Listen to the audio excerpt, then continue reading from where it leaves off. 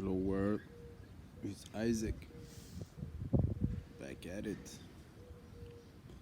So today I'm gonna start with I had a new idea that would be fun, and I think it's interesting for a lot of people. Uh, so I'm gonna start sharing um, about supernatural experiences. I believe we all, as humans, have each one has gone through something supernatural, and for me that is a proof we all carry that there is something more, um, that the spiritual realm is for real, and through that we can also find that God is for real. So I'm gonna randomly um, pick a subject, or I mean a moment of supernatural experience. Um, all right. 1 year ago, I was in Uganda. We were doing a missionary trip through YWAM, an outreach, and we were in the city of Jinja. And when we arrived to Uganda, I was constantly praying every morning for God to use me. I wanted Him to show me His power. I wanted Him to touch people uh, through me, uh, not in an egoistic way, but more like see His power. Like, whoa, you're really helping people, being guided by you. So I was praying and asking for pictures. And one of the first days, I was praying and I asked God, show me someone or something, a way, a road, whatever. Show me a person. And while I was praying, I got this picture of a black older lady in a blue dress. Um, and it was very vivid, like it was very real, but it was like a flash, like poof, very fast. And then I was like, okay, was that from God or was it my imagination? So I prayed again, God, if that was you, please show me again. And boom, I got the picture again. The blue lady, the black lady, older black lady with a blue dress. But now it was even more clear. I could see a little girl next to her, a little black girl. And now, when I saw that the second time, I felt in my heart, in my spirit, like now you have a choice. Now you can trust this and go for it and let God guide you, or you can let yourself believe that it is just imagination, is your own mind.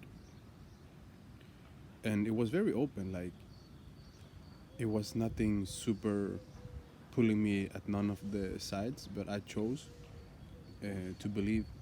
I chose to trust that that was God, and wanting to see His power. Um, the day passed. Every day when we went to the streets, wherever we were, sharing the gospel and praying for people, I was looking for this lady in a blue dress.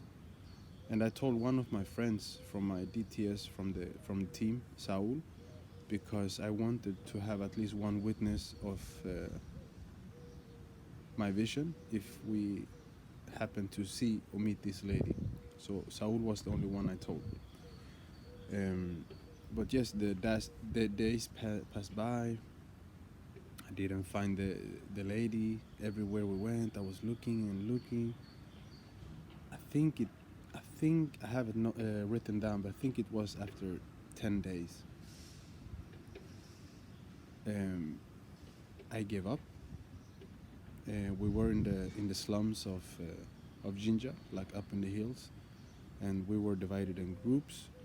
It was me Samuel, and Valencia. Samuel is a local guy, one of the friends I'm doing the project to help street children.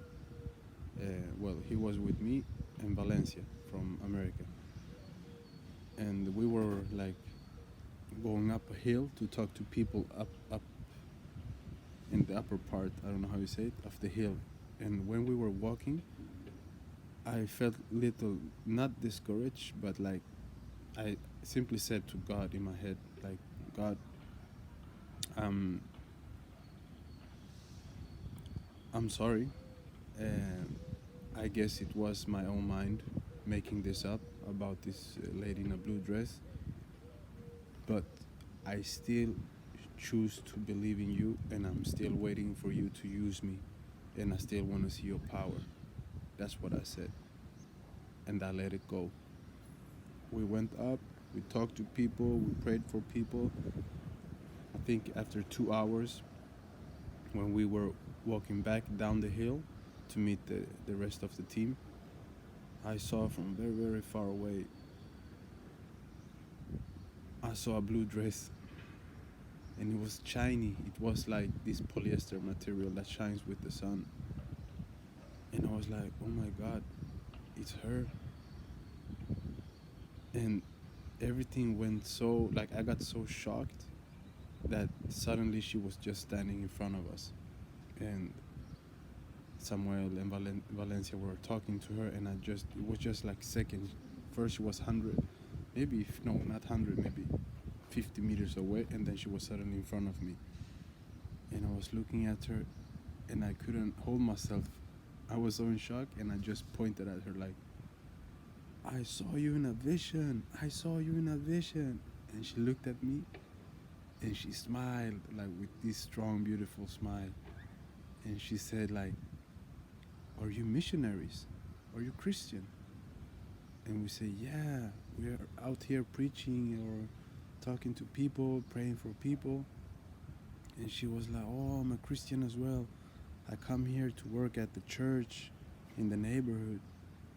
And then I look down on her right, and I see the little girl. It was one of her daughters.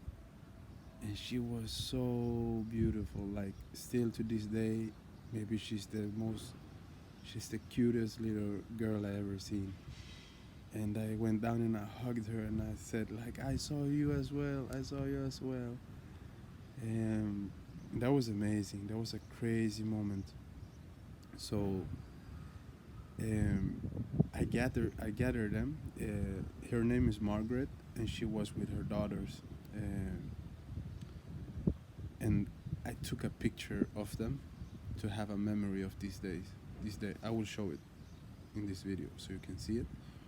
And then, yes, nothing more happened. Samuel, weirdly enough, Samuel's mother knew Margaret since before. So that was also a coincidence that for us in the moment confirmed that it was God doing this, moving this. So yeah, we didn't exchange numbers, no contact, no nothing. I think I was too much in ecstasy to even think about those things, but I was very happy after that. I was like, whoa, God really uses you when you choose to trust Him. It's about the power of faith. But this is not the end of the story. So around 2 months after, I was back in Sweden for this moment. And no, sorry, I was in Sweden, then I came back to Barcelona around 2 months after. And I had this day quiet time with God, and I was like, God, what was the point of you showing me your power if it didn't lead to anything? And by leading to anything, I was thinking about it was not helping. Like, who were we helping at the moment? Sometimes you can feel that, and God is working on things you don't see. Could be that we needed both strengthen our faith and see that God is real, But at that moment, when I asked the question, I didn't think about that. I was more like needs, help the poor or whatever. And I felt in my spirit that God was telling me, what you need to do now is post that photo you took of them in social media. And no, sorry. I go too fast. I'm sorry for that. I was praying, I was asking God. And it was the same day or the next day Samuel texted me. That's how it was. He texted me and he told me, Isaac, I just met Margaret on the street and they're homeless. They lost all their money, and her and her daughter, she's a widow, so she's alone with her daughters. They're on the streets. They have no place to live and they have no food. And there, I felt like, okay, now is the moment. And this was the same day or the day after when I was praying and asking God, like, what was the point? I prayed and I felt there that God was telling me, use the photo, post it, tell your story, and ask for prayer and donations. Man, I did that and it took like 2 days, maximum 3 days, and we had already $400, something like that. And for me, that was a miracle. And we helped her and her family, and we made a plan. We wanted to encourage her to start a business she had left for many years by buying and selling fish. Um, um, so we wanted to buy, like, make her a start to help. Like we were loaning her money, but then we were gonna give it back. She was gonna pay back, but then we were gonna give everything to her without her knowing at the beginning.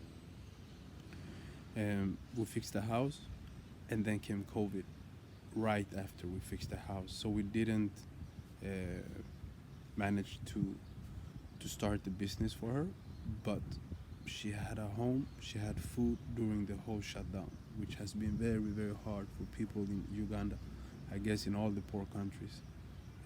And that is amazing how God uh, used that, used us, used them to bless us, because God always brings blessing on both sides. That is a very strong story for me that I will carry for the rest of my life. And also understanding the power of choosing.